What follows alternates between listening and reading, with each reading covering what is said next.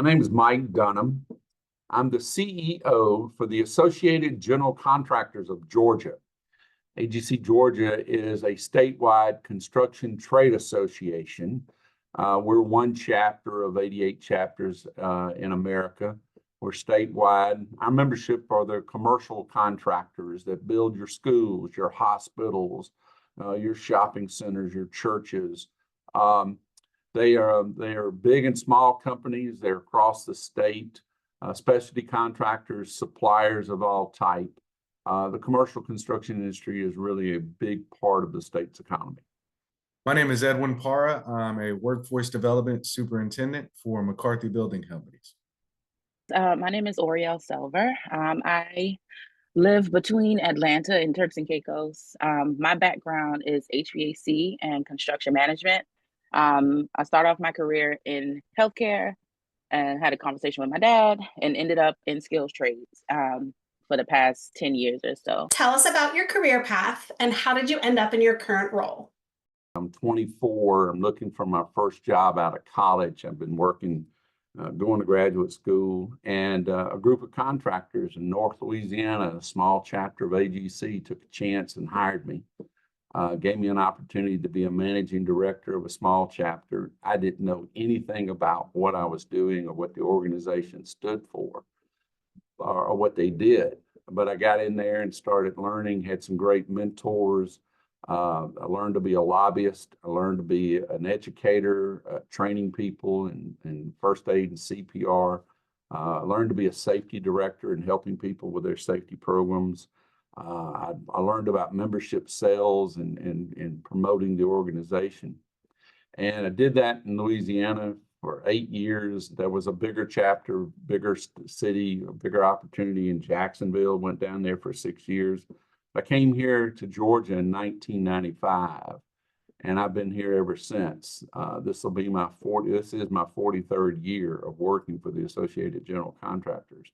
My path wasn't very straightforward into construction. It started in construction early on as in my adolescence and the summertime in between school. I would go to work with friends and family that worked in the industry that did everything from masonry work to plumbing, electrical, remodels, things like that. And I would basically just come along and help anywhere I could, cleaning up, stacking tools, materials, equipment, etc.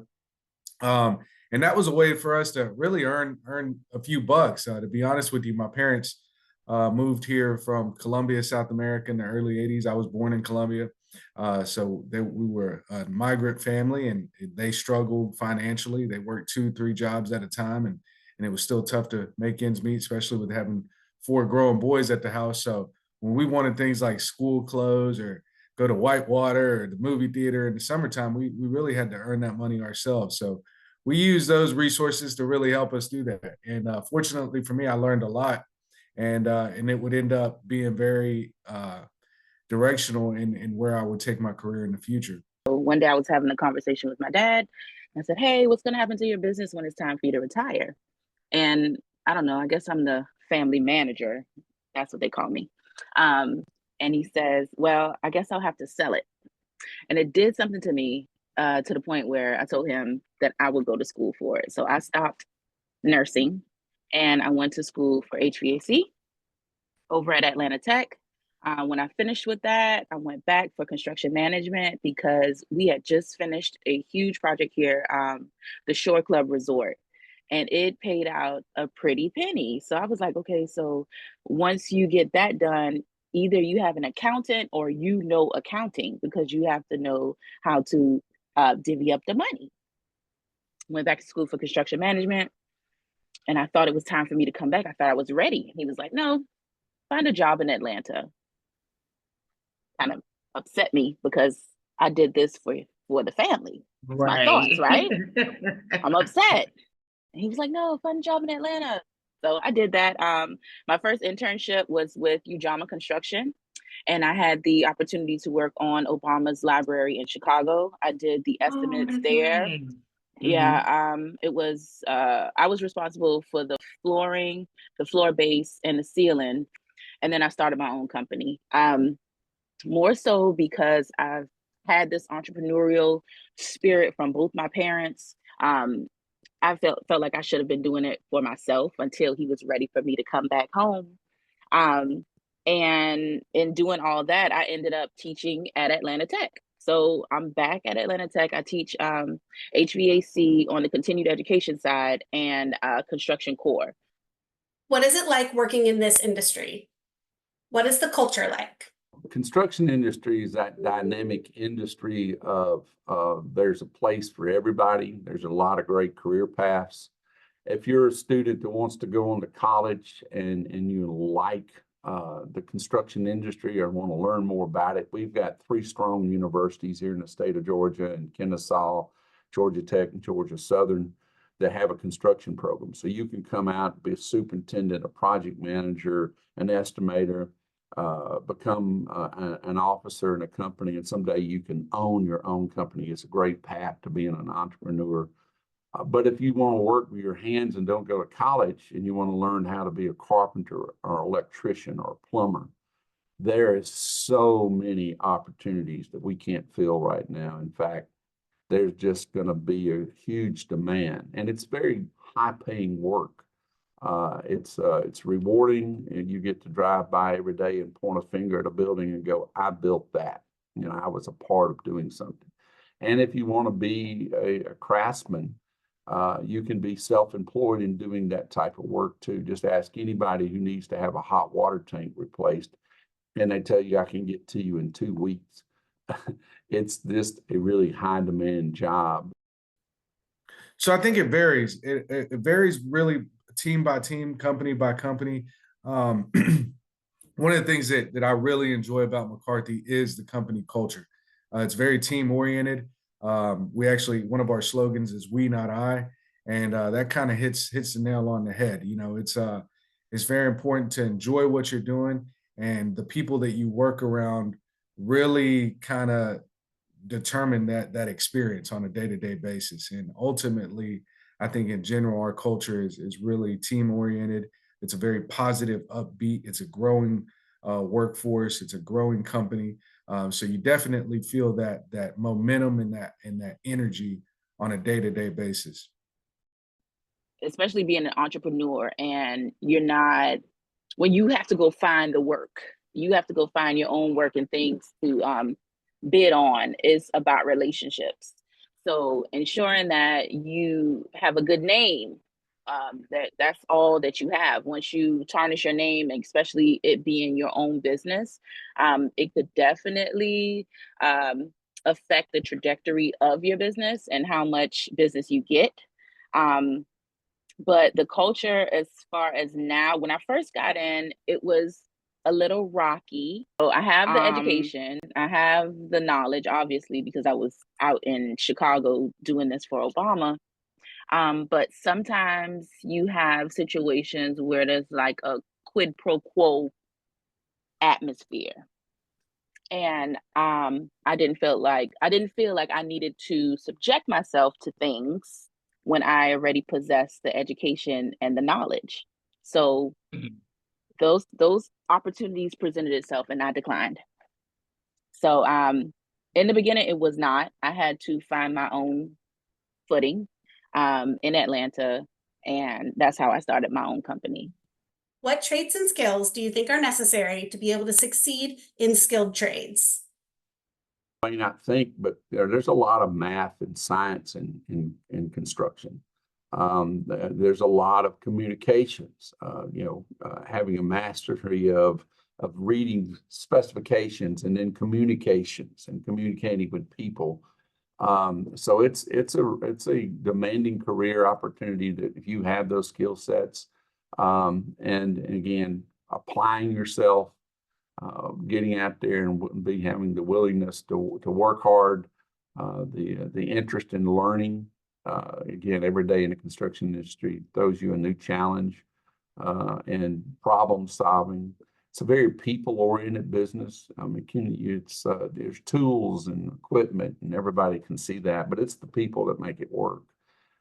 So a skill set for people to understand is just, math, science, communications, and then again, can't overcome the fact that a good work ethic and integrity, and you bring that to the trade and to the industry, you're going to be very successful. That you need is the ability to be a problem solver, whatever that is. If somebody puts a broom in your hand and needs something clean, you have that willingness to not only solve that problem, but to really be the hardest worker in the room. That was one of the things that really set the friend of mine that I was telling you about apart. You know, when they put that broom in his hand at 19 years old, he didn't look at it like, oh man, this stinks, I just got a broom in my hand. He looked at it like, this broom in my hand is the key to all my dreams. You know, I got to use this and separate myself from everybody else. I actually took him to or not him, but his former superintendent, to an event where we went to speak to students, and I was telling his story. And the superintendent said, Edwin, sorry to interrupt you, but I want to share something as well about him. She said his first day on the job, I actually gave him the worst job to do. And that's something that I often did with new people. I would give them the hardest task, because that could tell me real quick what kind of person I had. And so I put him on a floor that nobody had been on. People had stacked their materials on, their tools, equipment, and it was just a mess. And I said, I want you to go down there and work on that floor, clean it up, organize it, straighten it up. He said about 4 or 5 hours later, this young man came up to me and said, Mr. Price, I'm done. And I thought the kid was crazy. I said, there's no way. So he said he walked down to the room, checked it out, and he said, you know, those old cartoons where things are kind of glimmering and shining? He said, that's the way that room looked. And that's when I knew I had something in this kid. So just having that mentality of mastering whatever's in front of you. You know, you really got to master the little to be trusted with the great. The first thing that I guess I learned in high school, here we have to do dictation. And the teacher would read a passage and you have to write it verbatim, exactly what she said, punctuations and everything. And that would help with your attention to detail and your recall and all of the things that I did not like at the time. But coming into construction, that was something that set me aside from the other interns, being able to recall exactly what was said without using a recorder, but writing down very important notes and details as far as the project goes. And then I take a field journal everywhere. So I had a field journal and I would write these things down. So during my review, that was one of the things that they told me was my strong point, was my ability to write meticulous notes, is what he said. Another thing, the ability to communicate. Knowing that you see something is wrong and not conveying that to those who are in charge could definitely delay construction progress. Not being afraid to ask questions, that's a big one. How do you see this industry changing over the next few years? Some of the stuff that's changed the most is technology. And so we see changes in projects delivery, changes in the applications of construction. We've got some companies that don't even have a paper set of plans. They're using their iPads and their phones for communication, and their iPads and computers. Modularization and prefabrication. Construction's a very creative industry, and contractors are some of the most creative people. So they find ways to problem solve and solutions. So we're finding that the technology has entered our industry, and people being very successful in using it. I think it will continue to evolve. I think we're going to continue to see a higher demand for more talent, more entry-level talent. This industry has already changed tremendously over the last 20 years. You know, traditionally in our industry, we would see people sometimes be in that labor role, pushing that broom for a year or 2 years. I worked with somebody years ago that told me when he first started, which was probably 30 years ago, that the culture at that time was, we're going to break you. We're going to make you quit. We're going to have you install an insulation for 6 months to a year. And that was kind of the thought process back then, is you really had to prove yourself in order to get that greater opportunity. And sometimes that meant a really drawn out process. And that's not really feasible in today's industry. We need great people, and we need them. We need to maximize their potential as quickly as possible. So taking someone that has the potential to be a great carpenter or a great leader within a couple years or 3 years and wasting that time with the broom in their hand, it doesn't make sense anymore. So with that said, the opportunity to grow and advance into a leadership position in the construction industry today is twice as fast as it was 20 years ago. We're seeing people come in entry level straight out of high school and grow into leadership positions within 3 to 5 years, which is, again, half the time it used to take. So I think we're going to continue to look at processes. We're going to continue to look at training programs, educational programs that really help develop our people as quick as possible and utilize our talent to its full potential as quickly as possible, which means great opportunities for young people entering the industry and the ability to learn and grow quickly. So I think that'll definitely continue to evolve and grow. Um, I have seen where technology has changed. As far as when I first started, we had CAD and we had Plan Swift, different programs to help you with doing material takeoffs.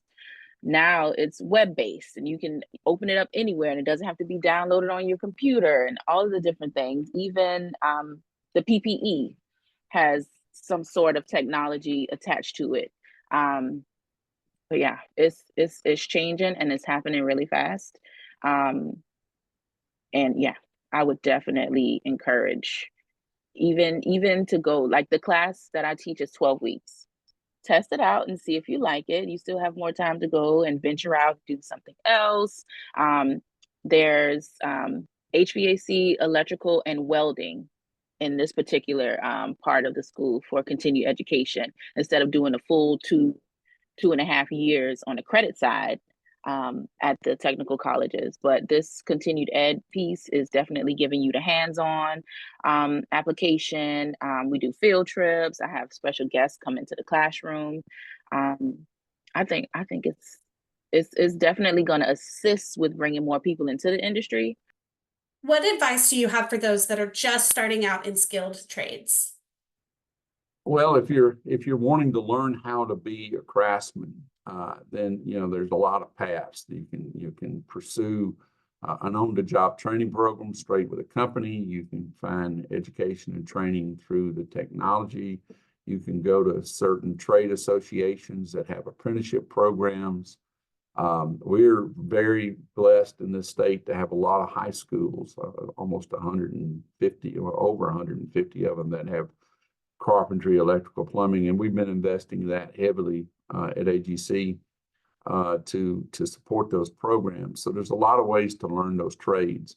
If you want to go the path of a university and learn construction, again, we're blessed to have 3 strong institutions right here in the state. So exploring those opportunities, going to school, and gives you the great ability to then pick up a degree and take it with you anywhere you want to be. And then that's the other thing about it. Once you learn a trade, it can't be taken away from you.